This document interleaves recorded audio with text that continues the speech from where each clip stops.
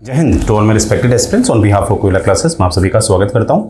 जैसे कि आज मेंस का पेपर हुआ है, तो आइए उसको एक बार डिस्कस कर लेते हैं। तो यहाँ पर आप देख रहे होंगे स्टार्टिंग में आपको क्या मिलता है कि इस तरह के कुछ इंडिकेशंस दिए जाते हैं कि किस तरह का पेपर है आपका, आपने क्या क्या कितने मार्क्स का है, किस तरह से आपने उसे अटेम्प्ट करना है। तो यहाँ पर आप देख रहे होंगे कि all the questions are compulsory, कि जितने भी आपको क्वेश्चन दिए जाते हैं वो कंपलसरी है।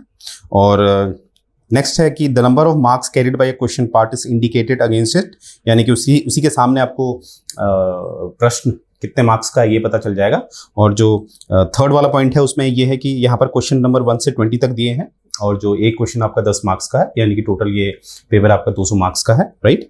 और यहाँ पर लिखा है कि जो वर्ड लिमिट है वो 200 वर्ड्स की है, राइट। और सभी क्वेश्चन यानी कि आपने 200 वर्ड्स में लिखने हैं। आगे देखेंगे कि question are printed in English and Hindi, यानी कि बाइलिंगुअल इसकी प्रिंटिंग हुई है। और इफ इन केस कुछ अंतर आ जाता है बिटवीन इंग्लिश एंड हिंदी, तो प्राथमिकता किसको दी जाएगी? प्राथमिकता दी जाएगी इंग्लिश को, ठीक है। तो यहाँ पर ये लिखा हुआ है। अब आइए देखते हैं पेपर में किस किस विषय से कहाँ से आपके प्रश्न मिले हैं, एक बार एनालाइज कर लेते हैं। तो यहाँ पर आप पहला वाला देख रहे होंगे, ये आपको मिलता है जो 1857 का जो विद्रोह है, जिसे हम क्रांति भी कहते हैं, इससे संबंधित आपको प्रश्न मिलता है। तो ये आपके इतिहास, वो भी आपका आधुनिक इतिहास यानी कि मॉडर्न हिस्ट्री से आपको ये क्वेश्चन मिलता है, राइट। फिर हम नेक्स्ट वाला देखते हैं। यहाँ पर आपको पूछा जा रहा है कि जो स्वदेशी आंदोलन है उससे संबंधित आपको प्रश्न पूछा जा रहा है। तो ये भी प्रश्न आपका मॉडर्न हिस्ट्री से है, आधुनिक इतिहास से है। नेक्स्ट देखते हैं, discuss the foundation value underpinning the Indian constitution. ये आपका पॉलिटी से प्रश्न पूछा गया है। पॉलिटी से भी थोड़ा ये आपका थोड़ा फिलॉसफी बेस्ड क्वेश्चन है ये, क्योंकि यहाँ पर वैल्यूज की बात की गई है, राइट। आगे देखते हैं क्वेश्चन नंबर 4। ये भी आपका एक संवाद है उससे पूछा गया है, तो ये भी आपका पॉलिटी से प्रश्न पूछा गया है। नेक्स्ट हम देखते हैं 5th। यहाँ पर पूछा गया है कि highlight the major changes brought about by national education policy, ठीक है। तो नेशनल एजुकेशन पॉलिसीज, इस तरह की जो पॉलिसीज होती हैं ज़्यादातर इसको आप मुख्यतः इसे इकोनॉमिक्स से जोड़ सकते हैं, और इसको हम कहीं ना कहीं अगर इसको हम अधिनियम के दायरे से पढ़ें तो ये पॉलिटी में भी आ सकता है। तो इसको हम इकोनॉमिक्स प्लस पॉलिटी में जोड़ सकते हैं, राइट। आगे देखते हैं question number 6। Discuss the important reason for the eruption of communal clashes in Manipur, ठीक है। इसको आप अपने पहले तो करंट से जोड़ सकते हैं, और करंट में भी आप क्लैशेस देखते हैं। तो ये ज़्यादातर आप देख रहे होंगे जो आपकी अनुसूची 5 है और अनुसूची 6 है। तो जहाँ मैं अनुसूची 5 अनुसूची 6 कह रहा हूँ, तो इसे भी आप किससे जोड़ सकते हैं? पॉलिटी से। तो आप देख पा रहे होंगे इस तरह से हमें दिख रहा है कि किस तरह से पॉलिटिक्स का काफ़ी वेटेज होता है, राइट। नेक्स्ट देखते हैं 7th वाला, explain the suitable example to role of road transport in agriculture, ठीक है। तो यहाँ पर आप देखेंगे इसमें रोड ट्रांसपोर्ट को पूछा गया है। तो यहाँ पर आप देख रहे हैं इसको आप इकोनॉमिक्स से भी जोड़ सकते हैं, राइट। इसे आप ज्योग्राफी से भी जोड़ सकते हैं, और इवन आप इसे पॉलिटी से भी जोड़ सकते हैं, क्योंकि जो रोड का मैनेजमेंट है वो कौन करता है, किस द्वारा? जैसे नेशनल हाईवे जो अथॉरिटी ऑफ इंडिया होता है, राइट। और जैसे आपकी जो सीमा के जो बॉर्डर होते हैं BRO से देखता है। तो इस तरह से आप इसको इन सब्जेक्ट्स में जोड़ सकते हैं, ठीक है। तो प्राथमिकता इसमें आप इकोनॉमिक्स दीजिएगा या ज्योग्राफी दीजिएगा, ठीक है। आगे देखते हैं 8वां, discuss the cause of perennial flood in certain part of India, ठीक है। तो यहाँ पर जो बात की गई है बाढ़ की, तो बाढ़ आप मुख्यतः कहाँ पढ़ते हैं? ये आपका ज्योग्राफी से आया है, ठीक है। वो भी आपका इंडियन ज्योग्राफी, राइट। 9th वाला देखते हैं, how was Indian act east policy. Act east policy, मैंने कहा जब भी पॉलिसी होती है उससे आप इकोनॉमिक्स से जोड़ सकते हैं प्रायोरिटी पे, और अगर एक्ट ईस्ट पॉलिसी को आप इसको पॉलिटी से भी जोड़ सकते हैं, राइट। क्योंकि जो भी मैंने हमेशा कहा कि जो सरकार कोई भी योजनाएं लाती है उससे संबंधित अधिनियम भी होते हैं, ठीक है। तो इस तरह से क्या होता है कि मुख्यतः ये आपका इकोनॉमिक्स से जोड़ा जाएगा, परंतु पॉलिटी भी इसमें आ सकती है। आगे देखते हैं, Indian membership of quad has qualitative alter the security scenario in Indo Pacific comment, ठीक है। ये आपके IR से रिलेटेड क्वेश्चन आ गया है, जो अंतर्राष्ट्रीय संबंध होते हैं उससे संबंधित ये प्रश्न हमें मिलता है, राइट। आगे देखते हैं, how has the Indian nuclear policy, ठीक है। ये आपकी क्या है, जो आपका एक हमारी जो भारत की जो एक विदेश नीति होती है, ठीक है, जो फॉरेन पॉलिसीज होती हैं, उससे ये आपको प्रश्न मिल रहा है। तो इसे भी हम इंटरनेशनल रिलेशन में डाल सकते हैं, और ये किस डोमेन में है? फॉरेन पॉलिसीज, जो विदेशी नीतियां होती है भारत की, उससे संबंधित ये है, ठीक है। आगे देखते हैं, जो 12th वाला क्वेश्चन है आपका, ये GST के बारे में बात कर रहा है, ठीक है। इसको आप इकोनॉमिक्स से भी जोड़ सकते हैं, क्योंकि ये हमारी जो आर्थिक नीतियां हैं उससे संबंधित है। और प्लस अगर ये GST आप जानते हैं 101 संशोधन द्वारा इसे एक संवैधानिक दर्जा मिल चुका है और इससे संबंधित एक परिषद भी है जो खुद एक संवैधानिक परिषद बन चुकी है, जो अनुच्छेद 279 यानी कि आर्टिकल 279 में स्थापित की गई है, 279A में स्थापित की गई है। तो इसे आप पॉलिटी से भी जोड़ सकते हैं, राइट। आगे देखते हैं, list the major function of NITI Aayog. ठीक है, तो नीति आयोग जो है इसको आप पहले इकोनॉमिक्स से जोड़ सकते हैं प्लस पॉलिटी।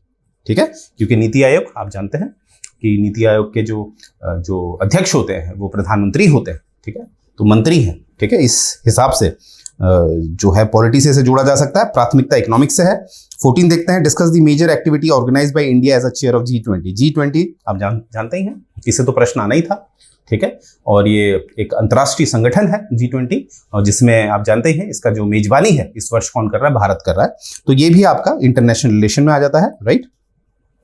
15वां देखते हैं, critically analyse the basis of Indian claim of permanent membership of the UN security council. आप जानते ही हैं यूनाइटेड नेशन का जो सिक्योरिटी काउंसिल है उसकी जो स्थायी सदस्यता के लिए भारत कब से प्रयास कर रहा है, और खासकर जो चीन है इसमें बाधा डाल रहा है। तो ये भी आपका किससे आ गया है, ये भी आपका इंटरनेशनल रिलेशन से आ गया है क्वेश्चन, राइट। आगे देखते हैं, discuss the major stakes in India in Russia Ukraine war. अब आप जानते ही हैं रशियन यूक्रेन वॉर है, और भारत ने हमेशा प्रयास किया है कि भारत यहाँ पर न्यूट्रल रहा है। ठीक है, भारत ने ऐसा कभी नहीं किया कि रशिया की तरफ हो गया है और इस युद्ध को बढ़ावा कर रहा है। तो भारत ने हमेशा एक न्यूट्रल स्टैंस लिया है इसमें। ठीक है, जिससे कि ये जो युद्ध है वो समाप्त हो। तो ये भी आपका इंटरनेशनल रिलेशन से प्रश्न आ गया है। आगे देखते हैं 17th वाला देखते हैं, do you think India will meet 50% of energy need from renewable energy. ठीक है, तो यहां पर आप देखेंगे कि रिन्यूएबल एनर्जी की बात है, तो यहां पर आपको ये क्वेश्चन मिल गया है ज्योग्राफी से, राइट। तो इस तरह से आगे देखते हैं 18th, what is the basic principle behind vaccine development. Vaccine development, right. तो ये आपका इकोनॉमिक्स से भी आ सकता है क्योंकि यहाँ पॉलिसीज की बात होती है, राइट। और यहाँ पर कुछ डेमोग्राफी की बात भी हम कर सकते हैं, तो ये ज्योग्राफी में भी आ जाता है, राइट। आगे देखते हैं, the height of 30 broad bean plants were measured. ये इस तरह से आपको एक डेटा दिया है, एक स्टैटिस्टिक डेटा दिया है, वहां से आपने इसको सॉल्व करना है। तो ये जो पार्ट है आपका ये इकोनॉमिक्स में आपको मिलता है, राइट। आगे देखते हैं, how would you illustrate diagrammatically the following kind of numerical data. ये भी देखिए न्यूमेरिकल डेटा है, राइट। तो इसको भी आप कहीं ना कहीं एक इस्तेमाल कर सकते हैं अपने रीजनिंग का। ठीक है, इसमें आप रीजनिंग का इस्तेमाल कर सकते हैं, राइट। और यहाँ पर आप देखेंगे कहीं ना कहीं ये एक आपका जो हम स्टैट्स में पढ़ते हैं, जो एक इकोनॉमिक्स का ही एक ब्रांच है, वहां पर भी हम इसे जोड़ सकते हैं, राइट। तो इस हिसाब से हम देख रहे हैं कि जो सबसे ज्यादा वेटेज जो हमें दिखता है वो तो पहले पॉलिटी का ही दिखता है। ठीक है, यानी कि राजनीति से काफी क्वेश्चन पूछे गए हैं आपके, और अगर इसको एक रैंकिंग दी जाए इस पेपर को, तो हम इसे जो रैंकिंग देंगे कि ऐसा तो नहीं कहा जा सकता कि ये बहुत आसान पेपर है। इसको हम जो रैंकिंग दे सकते हैं, अगर आउट ऑफ 10 इसको रैंकिंग देनी है, अगर इसकी जो जटिलता है, जटिलता को मैं पूरा मार्क कर रहा हूँ 10th में, तो इसको हम रैंकिंग दे सकते हैं कि ये जटिलता के आधार पे कहीं ना कहीं एक एवरेज से ऊपर है। ठीक है, यानी कि एक हाई से जो आपका मीडियम है उसके बीच में ये पेपर आपका आया हुआ था। अब देखते हैं कल कैसा पेपर आता है, उसके बाद जो ऑप्शनल है आपका, फिर देखते हैं किस तरह का ऑप्शनल है, उसको भी प्रयास हम करेंगे कि हम डिस्कस करें, राइट। तो मुझे उम्मीद है जो थोड़ा बहुत एनालाइज हमने किया है ये आपको पसंद आया होगा, राइट। अब आइए देखिए, सबसे इंपॉर्टेंट है कि गोयला क्लासेस आपको क्या ऑफर कर रहा है। जो आने वाला जो आपका पीसीएस का पेपर होगा, तो उसके लिए देखिए आपको गोयला क्लासेस में ऑप्शनल भी मिलेगा, जो मात्र आपको 24,999 का मिलेगा, राइट। और यहाँ पर आप देख रहे होंगे ऑप्शनल अभी जो वर्तमान में गोयला क्लासेस में अवेलेबल है वो है पॉलिटी, हिस्ट्री, ज्योग्राफी, और एक और है वो है इकोनॉमिक्स, राइट। और यहाँ पर अगर आप ऑप्शनल नहीं लेना चाहते हैं तो बिना ऑप्शनल के आपको जो आपका जीएस का सेक्शन यानी कि मेंस का पूरा जो सिलेबस है वो कवर करवाया जाएगा, इसमें ऑप्शनल नहीं होगा। और इसमें इंग्लिश हिंदी जो पेपर है आपका वो भी कवर किया जाएगा, जो मात्र आपको 24,999 का पड़ेगा, राइट। और आगे देखते हैं, अगर आपको पूरा कोर्स लेना है, पूरा फाउंडेशन कोर्स जिसमें पूरा का पूरा आपका सिलेबस कवर किया जाएगा, प्री, मेंस और ऑप्शनल, वो मात्र आपको पड़ेगा 39,999 का यार। ठीक है, जो यानी कि 40,000 से भी नीचे का है, यानी कि 40,000 से नीचे का है ये, राइट। तो यहाँ पर आप देखेंगे इसमें आपको 4 जगह दिखेगा। ये 4 इसलिए है क्योंकि अभी वर्तमान में गोयला क्लासेस के पास जो है 4 जो ऑप्शनल है, जो है आपका political science, economics, geography, history, वो अवेलेबल है, और वर्तमान में सारे के सारे ऑप्शनल आपको मिलेंगे, राइट। तो ये मात्र आपको पड़ेगा कोर्स 39,999 का, राइट। और ये हमारे कुछ अचीवमेंट्स आप देख सकते हैं। और इस वर्ष आप देखिएगा बहुत जल्द इसमें आपको नए फोटोज़ भी मिलेगी, राइट। और ये कुछ और अचीवमेंट्स हमारे, और यहाँ पर आप देख सकते हैं टेलीग्राम चैनल पे ये इस तरह से हमारे जो भी कंटेंट होते हैं जो हम क्रिएट करते हैं वो अपलोड किए जाते हैं।